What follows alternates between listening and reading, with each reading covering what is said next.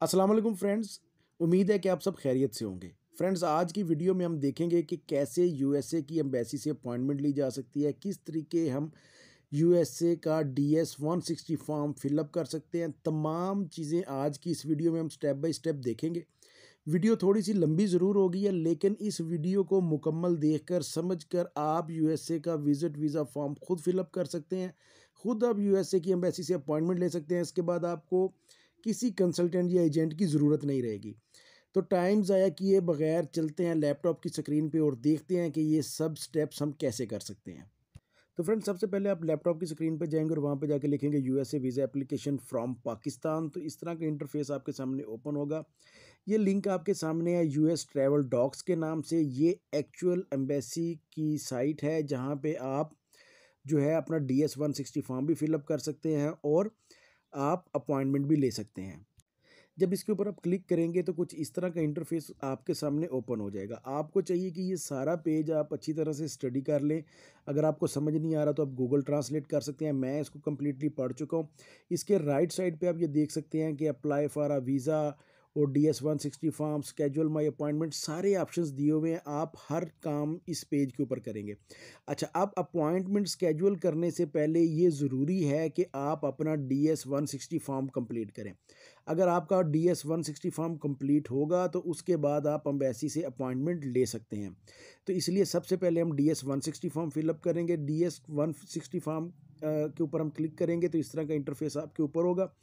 यहाँ पे आप 2-3 जगहों से डीएस 160 फॉर्म को अप्रोच कर सकते हैं। एंड के ऊपर भी इन्होंने दिया हुआ है कि यहाँ से आप डीएस 160 फॉर्म स्टार्ट कर लें, या ये नॉन इमिग्रेंट जो वीज़ा इसकी डिटेल दी है यहाँ से भी आप क्लिक करके डीएस 160 फॉर्म ओपन कर सकते हैं। तो लिहाजा हम इसको ओपन करते हैं और देखते हैं कि आगे क्या करना है। तो इस तरह का इंटरफेस जब हमारे सामने आ जाएगा, इसको क्लिक करने के बाद ये इस तरह का एक्चुअली होता है। मैं जूम करके आपको इसलिए दिखा रहा हूँ ताकि आप ठीक तरीके से देख सकें कि हमने इसके ऊपर काम कैसे करना है। तो सबसे पहले हम अपनी लोकेशन सेलेक्ट करेंगे जो कि है पाकिस्तान। उसके बाद हम कैप्चा इंटर करेंगे। अगर हमें समझ ना आ रही हो तो हम इसको रिफ़्रेश करके नए वर्ड्स मंगवा सकते हैं। तो ये हम वर्ड्स कीवर्ड्स जो कैप्चा के हैं इनको इंटर करेंगे। उसके बाद नीचे 2 ऑप्शन हमारे पास आ रहे होंगे, एक स्टार्ट एन एप्लीकेशन और एक retrieve an application. Retrieve an application आप तब करेंगे जब आपका जो डीएस 160 फॉर्म आपने कहीं बीच में सेव करके छोड़ा होगा, तो उसके बाद आप रिट्राइव कर सकते हैं। सबसे पहले आपको स्टार्ट एन एप्लीकेशन करनी। स्टार्ट एन एप्लीकेशन करेंगे तो ये पेज आपके सामने आएगा। आई एग्री पे क्लिक करने के बाद आप सिक्योरिटी क्वेश्चंस के ऊपर आ जाएंगे। जब इनमें से कोई भी क्वेश्चन जो आपको अच्छा लगता है, जिसका आंसर आप इजीली याद रख सकते हैं, वो आपने सेलेक्ट करना है और उसका आंसर आपने यहाँ पे लिख के इसको कंटिन्यू के ऊपर क्लिक कर देना है। जब आप इसको कंटिन्यू के ऊपर क्लिक करेंगे तो ये अब आपका डीएस 160 फॉर्म बाकायदा स्टार्ट हो चुका है। ये जो आपको अपर कॉर्नर में मैं दिखा रहा हूँ, ये जहाँ पे मैंने कर्सर रखा हुआ है, ये आपका डीएस 160 फॉर्म नंबर है। सबसे पहले आप इसको कॉपी करके अपने पास सेव कर लें, क्योंकि इस फॉर्म नंबर की एप्लीकेशन आईडी की बेस पे ही आप अपनी एप्लीकेशन को दोबारा से देख सकेंगे। तो इसको सेव करने के बाद आप एप्लीकेशन को स्टार्ट करें। आपके नाम से आपकी एप्लीकेशन स्टार्ट होगी। अब आप देख रहे हैं जिस तरह जो जो चीज़ें एम्बेसी मांग रही है वैसे वैसे मैं फिल कर रहा हूँ। ये मैं आपको बताता चलूँ कि ये जो नाम और पासपोर्ट नंबर और जो डेट्स और जो सारी चीज़ें इस फॉर्म के अंदर मैंने दी हैं वो फ़र्ज़ी हैं, ठीक है, वो रियल नहीं है। तो आपने अपने बैकग्राउंड के अकॉर्डिंग अपना नाम, अपना पासपोर्ट नंबर, अपना डेट ऑफ बर्थ, जिस तरह अब यहाँ पे मैरिटल स्टेटस है, अगर आप मैरिड हैं तो मैरिड पे सिलेक्ट करेंगे। डेट ऑफ बर्थ जो आपकी एक्यूरेट पासपोर्ट के ऊपर लिखी हुई है वो आप सेलेक्ट करेंगे। उसके बाद जो आपकी सिटी है वो सिलेक्ट करेंगे। आपका जो प्रोविज़न है, अगर आप सिंध से हैं, कराची से हैं तो सिंध करेंगे, कोयटा से हैं तो बलूचिस्तान। इसी तरह मैं लाहौर से हूँ तो मैंने इसको पंजाब सेलेक्ट किया है। तो उसके बाद आप इसको नेक्स्ट करेंगे। सारे स्टेप्स करने के बाद तो कुछ इस तरह का इंटरफेस आपके सामने आएगा। तो यहाँ पे आप जिस तरह देखते जा रहे हैं वैसे वैसे आपने अपनी सारी इन्फॉर्मेशन पुटअप करनी है। अगर आपके पास कोई और नेशनैलिटी है तो येस पे क्लिक करेंगे। मेरे पास नहीं है तो मैंने नो पे क्लिक किया है। इसी तरह अगर आपके पास कोई रेजिडेंसी है तो किसी और कंट्री की, तो आप येस पे क्लिक करेंगे, नहीं है तो नो पे क्लिक करेंगे। यहाँ पे आपने अपना आईडी कार्ड नंबर डालना है, जो पाकिस्तान का आपका आईडी कार्ड नंबर है वो। नीचे वाले जो 2 चीज़ें हैं वो आपके ऊपर अप्लाई नहीं होती, तो आप उन्हें डज़ नॉट अप्लाई पे क्लिक करके नेक्स्ट के ऑप्शन पे जाएंगे। तो अब आपकी जो ट्रैवल इन्फॉर्मेशन है वो आपसे मांगेगा कि आपने किस वीज़ा के ऊपर जाना है। तो ये आपको अंडरस्टैंड करना है। अगर आप टूरिस्ट वीज़ा पे, मैं जो एप्लीकेशन आपको फिलअप करके दिखा रहा हूँ वो टूरिस्ट वीज़ा की है, तो टूरिस्ट वीज़ा की जो कैटेगरी है वो बी है। तो मज़ीद उसको स्पेसिफ़ाई करेंगे। जो हम टूरिज़्म के लिए जा रहे हैं तो B1 B2 कैटेगरी है, तो हम B1 B2 कैटेगरी को सिलेक्ट कर लेंगे। उसके बाद वो हमसे पूछ रहा है कि आपके पास कुछ स्पेसिफिक ट्रैवल प्लान है, तो आप नो पे क्लिक कर सकते हैं। उसके बाद आप किस डेट को यूएसए पहुंचेंगे, तो वो आपने डेट बतानी है, क्योंकि अपॉइंटमेंट्स अप्रॉक्सीमेटली जनवरी 2024 की मिल रही है, तो इसलिए मैंने उनके बाद की डेट डाली है। कितने दिन आपने यूएसए में रहना है वो ये पूछ रहा है, तो मैंने 10 दिन का बताया। यूएसए का एड्रेस, अब आपको चाहिए यूएसए का एड्रेस। अगर आपके पास कोई एड्रेस नहीं है तो आप booking.com से इन्हीं डेट्स का कोई होटल बुक कर लें जो फ्री बुक होता हो, और उसका एड्रेस आप यहाँ पे दे सकते हैं, और लेटर ऑन आप उसको कंफर्म भी कर सकते हैं। तो ये देखिए, मैंने जैसे ही अपनी ये इन्फॉर्मेशन यहाँ पे दी है, तो उसके बाद उसने पूछा है कि आप अपने ट्रिप का खर्चा खुद पे कर रहे हैं, तो मैंने उसको येस करके सेल्फ पे क्लिक करके जो है उसको नेक्स्ट कर दिया है। जब मैंने नेक्स्ट किया है तो कुछ इस तरह का इंटरफेस मेरे पास आएगा, जिससे ये अब मेरे से कुछ ट्रैवल इन्फॉर्मेशन मांग रहा है कि जैसे पहले मैं कभी यूएसए गया हूँ, या मेरा कभी वीज़ा रिफ्यूज़ हुआ है, या मैं कभी वहाँ से डिपोर्ट हुआ हूँ।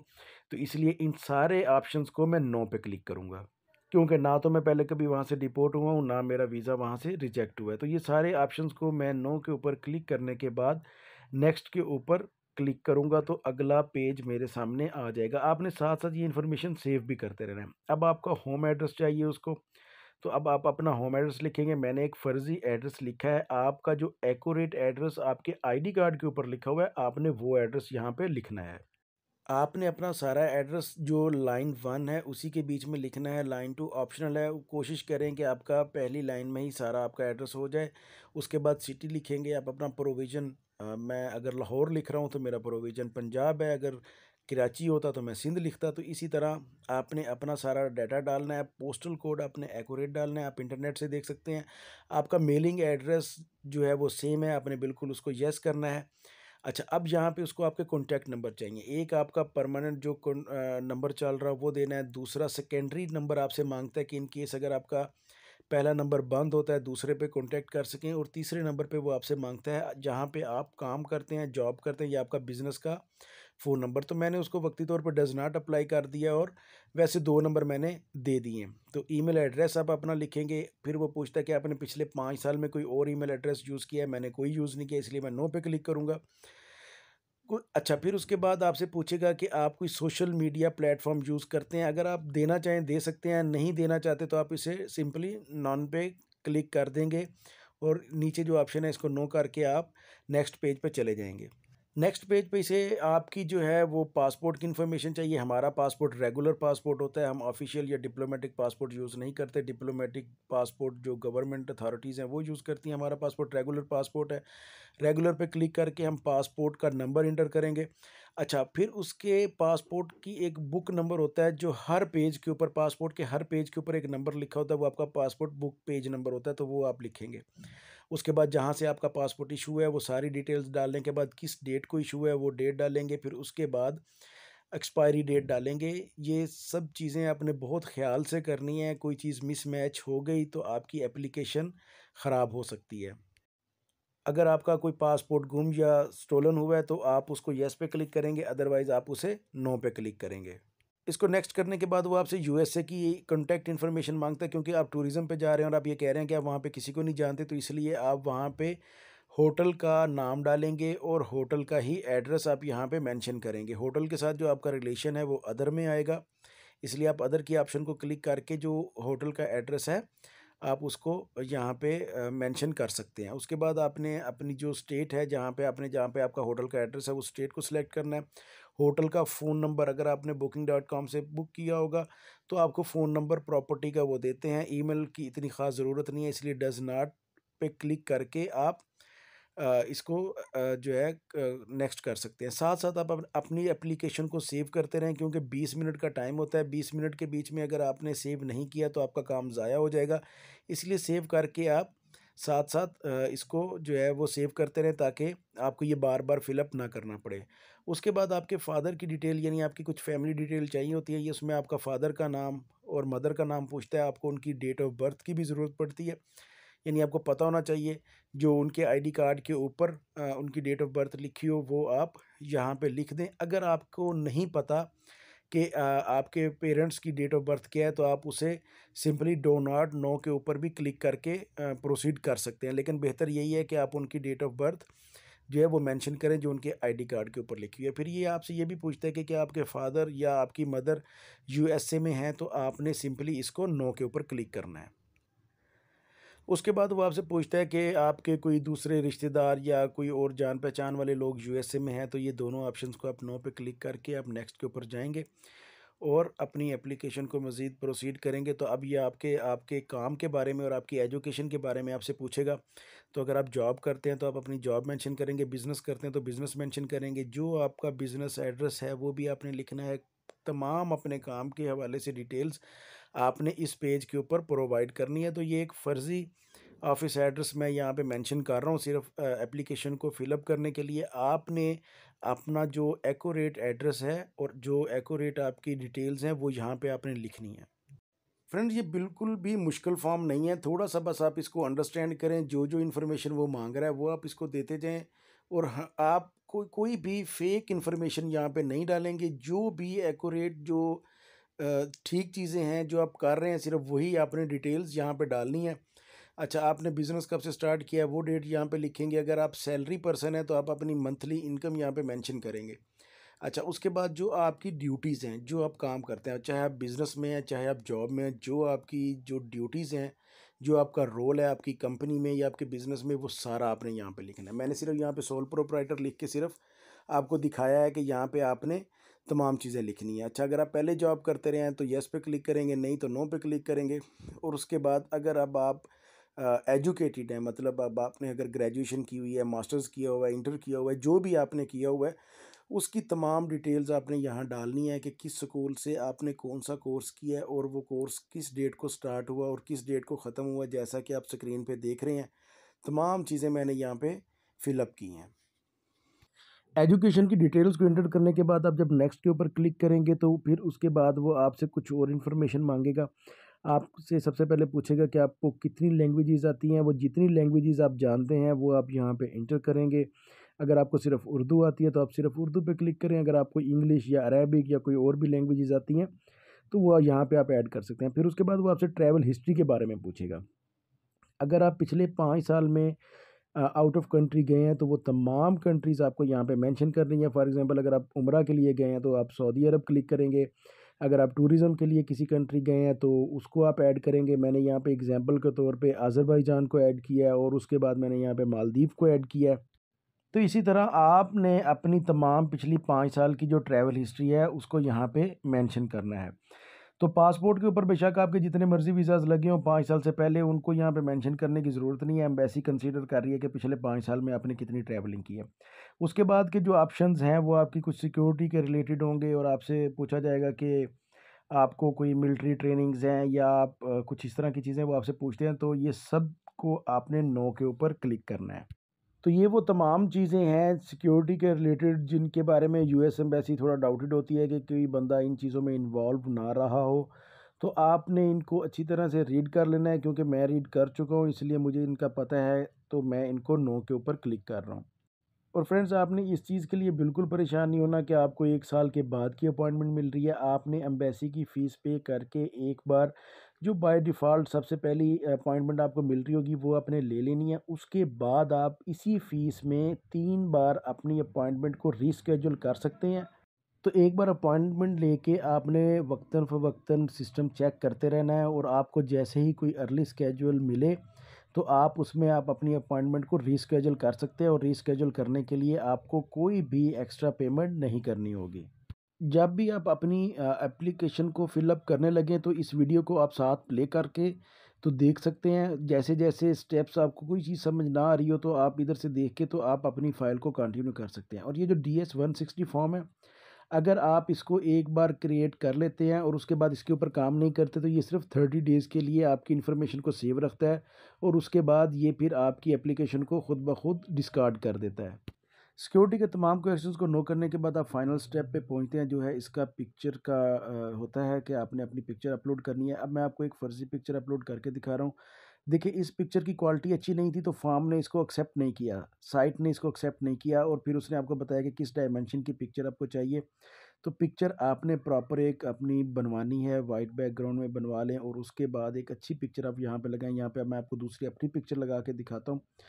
तो ये साइट उसको फ़ौरन एक्सेप्ट कर लेगी। ये देखिए फ़ौरन उसने इसको एक्सेप्ट कर लिया। अगर आपकी पिक्चर की क्वालिटी लो होगी तो ये उसको एक्सेप्ट नहीं करेगा। तो ये अब आपका जो है DS-160 फॉर्म कंप्लीट हो चुका है।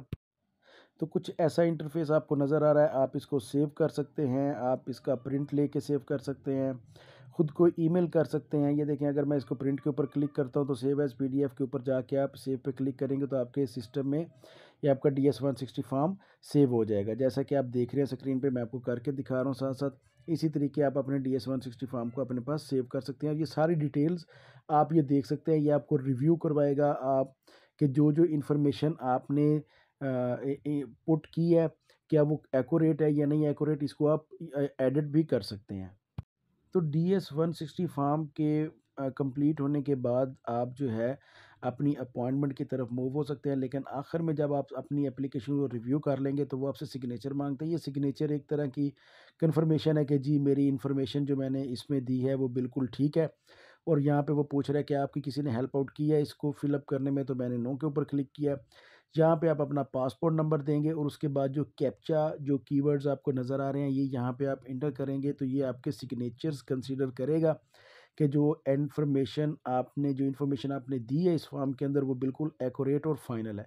तो यहाँ पे आप इसको ओके करेंगे तो अब आपका जो है वो साइन एंड सबमिट के ऑप्शन वो आपको दिखा रहा है कि अब आपका DS-160 फॉर्म 100% कंप्लीट हो चुका है। अब यहाँ से आप इसको देख सकते हैं, इस तरह की कंफर्मेशन आपको स्क्रीन पर नज़र आएगी। तो कुछ इस तरह का इंटरफेस आपको मिलेगा जब आप अपनी तमाम चीज़ों को फाइनल कर लेंगे। जहाँ से आपने DS-160 फॉर्म को फिलअप करना स्टार्ट किया था, आप कंप्लीट करने के बाद उसी साइट के ऊपर जाएंगे क्योंकि अब आपका DS-160 फॉर्म कंप्लीट हो चुका है और अब आपको अपॉइंटमेंट स्केड्यूल करनी है। अपॉइंटमेंट स्केड्यूल करने के लिए आप स्केड्यूल एंड अपॉइंटमेंट पे के ऊपर क्लिक करेंगे और सबसे नीचे एंड के ऊपर आपको दो ऑप्शंस नज़र आएंगे कि चेंज अपॉइंटमेंट। अगर आपने चेंज करनी हो तो चेंज अपॉइंटमेंट पे क्लिक करेंगे और अगर नई अपॉइंटमेंट बनानी है तो नई अपॉइंटमेंट पे क्लिक करेंगे। जब आप नई अपॉइंटमेंट के ऊपर क्लिक करेंगे तो कुछ इस तरह का इंटरफेस आपके सामने आएगा। यहाँ पे एक छोटा सा वो आपको कहता है साइन अप करें, यानी कि आप अपना ईमेल एड्रेस, अपना नाम और एक पासवर्ड जो है वो यहाँ पे देते हैं। जिस तरह ये अब आपके सामने मैं आपको करके दिखा देता हूँ। यहाँ पे अपना ईमेल एड्रेस डालें, अपना फर्स्ट नाम, अपना फर्स्ट नेम, लास्ट नेम और अपना पासवर्ड सेट करने के बाद कैप्चा आप इंटर करेंगे तो आपका जो अपॉइंटमेंट का एक जो है वो अकाउंट क्रिएट हो जाएगा जहाँ से आप अपनी अपॉइंटमेंट क्रिएट कर सकते हैं। किसी भी आप एजेंट को लाखों रुपया दे के जो उससे आप काम करवाएंगे वो आप खुद भी कर सकते हैं। जिस तरह के आप स्क्रीन पे देख रहे हैं, वीज़ा अप्लाई करने का यही प्रोसेस है, यही प्रोसीजर है जो किसी भी कंसल्टेंट या किसी भी एजेंट ने करके आपका वीज़ा अप्लाई करना होता है और आपसे लाखों रुपए लेने होते हैं। तो ये एक छोटा सा फॉर्म है, इसको आप जो है फिलअप करें। अपना एक जो है अपॉइंटमेंट स्केड्यूल करने के लिए एक छोटा सा साइन अप है, उसको कंप्लीट करें। आपका ईमेल एड्रेस, नाम और पासवर्ड आपको चाहिए। उसके बाद आप यहाँ पे कैप्चा इंटर करें तो आपका जो है वो अकाउंट क्रिएट हो जाएगा। अकाउंट क्रिएट होने के बाद इस तरह का इंटरफेस आपके सामने आएगा। ठीक है, जब ये इंटरफेस आपके सामने आ जाएगा तो लेफ़्ट साइड के ऊपर सबसे ऊपर आपके पास ऑप्शन आएगी इसको अपॉइंटमेंट को स्केड्यूल करने के लिए। इसके ऊपर आप क्लिक करेंगे। जब इसके ऊपर आप क्लिक करेंगे तो वही इन्फॉर्मेशन जो आपने DS-160 फॉर्म में दी है वो आपके सामने आएगी कि नॉन इमिग्रेंट वीज़ा है आपका और इन सारी चीज़ों को आपकी लोकेशन जो है वो इस्लामाबाद। आप सारी चीज़ों को सिलेक्ट करते जाएंगे और कंटिन्यू करते जाएंगे और एट द एंड जाके DS-160 फॉर्म वाली सारी इन्फॉर्मेशन जब आप इधर यहाँ पे पुट कर देंगे तो उसके बाद वो आपको एक फ़ीस वाउचर जनरेट कर देगा। उस फ़ीस वाउचर का आपने प्रिंट लेना है। प्रिंट लेने के बाद आप अलाइड बैंक में जाके, किसी भी अलाइड बैंक की ब्रांच में जाके तो आप वो जो है वो फ़ीस वाउचर पे कर देंगे। 24 आवर्स के अंदर अंदर जो है आपका वो एक्टिव हो जाएगा। जब आप फ़ीस पे करेंगे तो उसके बाद 24 आवर्स यानी कि नेक्स्ट डे रात को 12 बजे के बाद किसी भी टाइम आप उसको चेक करेंगे तो आपके पास जो अपॉइंटमेंट की स्लॉट्स हैं वो ओपन हो चुकी होंगी। ये सारा डाटा आपने दोबारा इसी तरह जो DS-160 फॉर्म में फ़िलअप किया वही यहाँ पे फ़िलअप करके आप इसको प्रोसीड कर सकते हैं। जब आप इसको प्रोसीड करेंगे तो आपके सामने फ़ीस वाउचर आ जाएगा। फ़ीस वाउचर को आपने डाउनलोड करना है और डाउनलोड करके बैंक में अदा कर। जिस दिन आप अपनी फ़ीस पे करेंगे उसी दिन रात 12 बजे के बाद आप चेक करेंगे तो आपके सामने जो है अपॉइंटमेंट्स की जो स्लॉट्स हैं वो ओपन हो चुकी होंगी और आप उसको सिलेक्ट कर सकते हैं और इसी फ़ीस में आप ऑलमोस्ट 3 बार अपनी अपॉइंटमेंट को रीस्केड्यूल भी कर सकते हैं। तो फ्रेंड्स, ये थी आज की वीडियो। उम्मीद है कि आपको पसंद आई होगी। वीडियो से रिलेटेड कोई भी क्वेश्चन हो तो आप कमेंट बॉक्स में या मेल करके मुझसे पूछ सकते हैं। अपना और अपने इस चैनल का बहुत सा ख्याल रखें। अगली वीडियो तक के लिए अल्लाह हाफिज़।